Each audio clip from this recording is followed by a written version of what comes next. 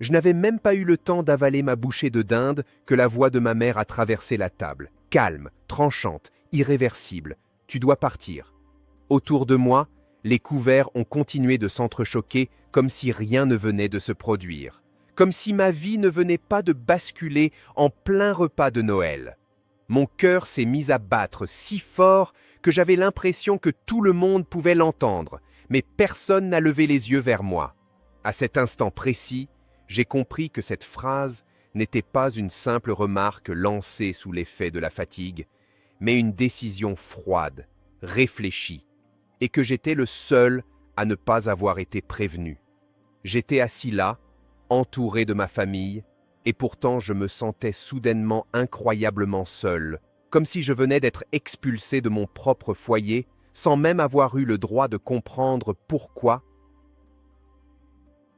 Je me souviens encore très clairement de ce moment précis où tout a basculé, alors que je pensais vivre un Noël comme les autres, rempli de silence poli, de sourires forcés et de traditions familiales que l'on répète sans jamais les questionner.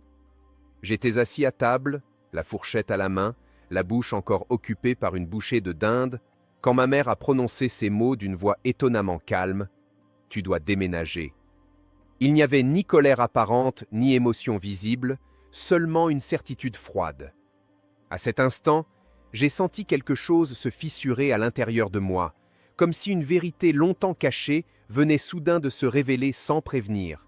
Ce qui rendait cette annonce encore plus incompréhensible, c'est que je n'étais pas un poids pour elle. Du moins, c'est ce que je croyais sincèrement. Je payais une partie du loyer, je participais aux factures, j'achetais la nourriture et je faisais tout mon possible pour être discret, respectueux, presque invisible. J'avais construit l'illusion que ma présence était acceptée, peut-être même appréciée. Pourtant, en une seule phrase, ma mère venait de me prouver que je n'avais jamais vraiment eu ma place, même en faisant tout ce qu'on attendait de moi. Autour de la table, le silence est devenu lourd, presque étouffant. Les autres membres de la famille ont continué à manger, évitant soigneusement mon regard, comme s'ils avaient peur que mes yeux ne les obligent à prendre position. Personne n'a posé de questions, personne n'a essayé de comprendre ce qui se passait. J'ai alors réalisé que cette discussion n'était peut-être pas aussi spontanée que je le croyais, et que cette décision avait probablement été mûrement réfléchie, bien avant ce repas de Noël. À l'intérieur, une tempête émotionnelle se déchaînait, mais extérieurement, je suis resté calme. J'ai pris une grande inspiration, posé ma fourchette et demandé doucement pourquoi elle me disait cela, et surtout pourquoi maintenant, devant tout le monde. Ma mère a évité le sujet, parlant de besoin d'espace, de changement, de temps pour elle. Ces mots semblaient vides, presque mécaniques, comme s'ils avaient été répétés mentalement à de nombreuses reprises.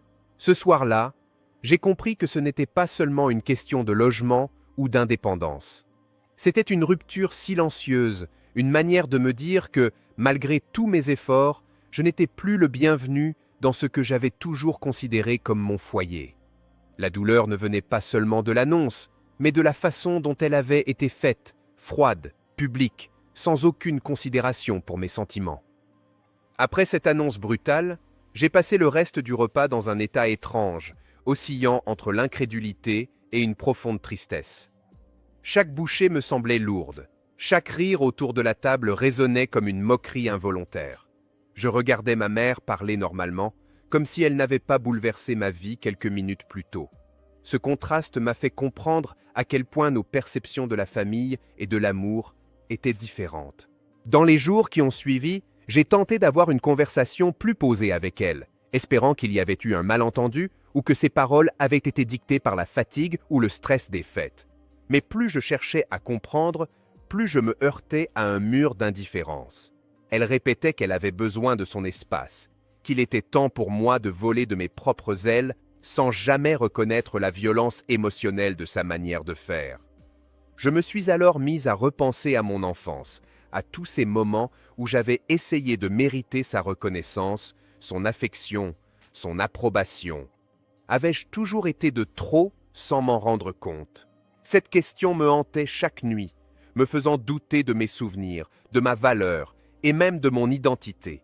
Il est terrifiant de réaliser que l'on a construit sa vie sur une base émotionnelle fragile. Ce qui me faisait le plus mal, ce n'était pas de devoir partir, mais de comprendre que ma contribution financière et mon respect n'avaient jamais été synonymes de respect en retour. J'étais utile, mais pas nécessaire.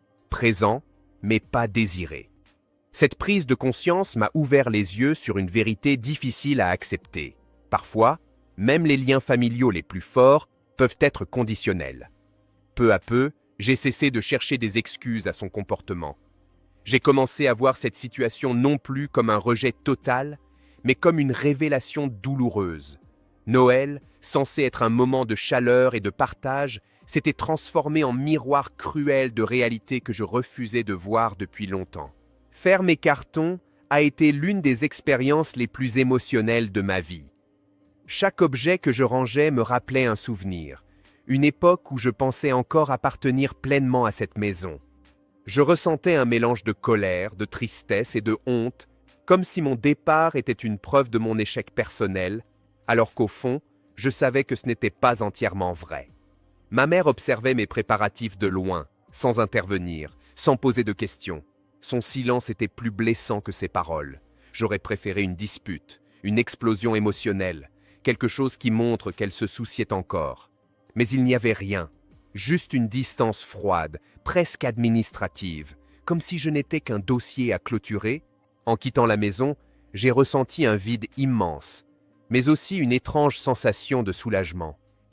Pour la première fois, je n'avais plus à essayer de prouver ma valeur à quelqu'un qui ne voulait pas la reconnaître. Cette liberté inattendue était terrifiante, mais elle portait en elle la promesse d'un nouveau départ, loin des attentes silencieuses et des jugements non exprimés. Les premières nuits ailleurs ont été difficiles. Le silence était différent, moins chargé de tensions invisibles, mais aussi plus solitaire. Je me suis retrouvé face à moi-même, sans le rôle de l'enfant qui doit plaire, aider, compenser. Cette solitude m'a forcé à réfléchir à ce que je voulais vraiment et à la manière dont je souhaitais être traité à l'avenir. Peu à peu, j'ai compris que cette expulsion symbolique était peut-être une opportunité déguisée, une chance de reconstruire ma vie sur des bases plus saines, loin de la culpabilité et du besoin constant d'approbation. Même si la blessure était encore fraîche, quelque chose en moi commençait lentement à guérir. Aujourd'hui, avec le recul, je vois cet épisode comme un tournant décisif de ma vie. Ce Noël restera gravé dans ma mémoire, non pas pour la dinde ou les décorations, mais pour la clarté brutale qu'il m'a apportée. J'ai appris que l'amour familial ne se mesure pas aux efforts que l'on fait pour être accepté, mais à la capacité de se sentir respecté et en sécurité émotionnelle. Ma relation avec ma mère a changé, irrémédiablement. Il y a désormais une distance que ni le temps, ni les excuses superficielles ne peuvent combler. Pourtant, je ne ressens plus la même colère qu'au début. J'ai accepté que certaines personnes, même celles qui nous ont donné la vie, ne soient pas capables de nous offrir ce dont nous avons besoin émotionnellement. Cette expérience m'a aussi appris à poser des limites, à reconnaître ma propre valeur indépendamment du regard des autres.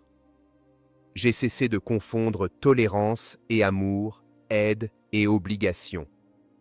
Ce que j'ai vécu m'a forcé à grandir d'une manière que je n'aurais jamais choisie volontairement, mais qui s'est révélée nécessaire.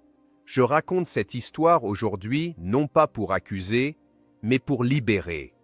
Libérer la douleur que j'ai longtemps gardée en moi et peut-être aider d'autres personnes à comprendre qu'elles ne sont pas seules dans ce genre de situation.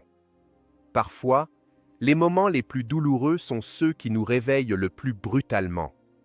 Si je pouvais parler à la personne que j'étais ce soir-là, assise à cette table de Noël, je lui dirais que ce rejet n'était pas la fin, mais le début. Le début d'une vie où je n'aurais plus à mendier une place, parce que j'aurais enfin appris à me la donner moi-même. La famille n'est pas toujours l'endroit le plus sûr émotionnellement, même si la société nous apprend à le croire. Il est important de comprendre que le respect, la considération et la dignité ne devraient jamais être négociables, même au sein des liens les plus sacrés. Ce que j'ai vécu m'a appris que rester quelque part où l'on n'est pas vraiment désiré peut être plus destructeur que de partir. Parfois, la vie nous pousse dehors de manière brutale pour nous obliger à grandir, à nous redéfinir et à construire notre propre espace. Ce n'est pas un échec de devoir partir, surtout quand rester signifie s'effacer soi-même. Apprendre à se choisir est l'un des actes les plus courageux que l'on puisse accomplir. Si cette histoire vous a touché, ou si vous vous reconnaissez dans mon parcours, n'oubliez pas que vous méritez le respect et l'amour, sans conditions humiliantes. N'hésitez pas à vous abonner à la chaîne pour découvrir d'autres histoires vraies et profondes, et pour continuer ensemble à transformer la douleur en force et en compréhension.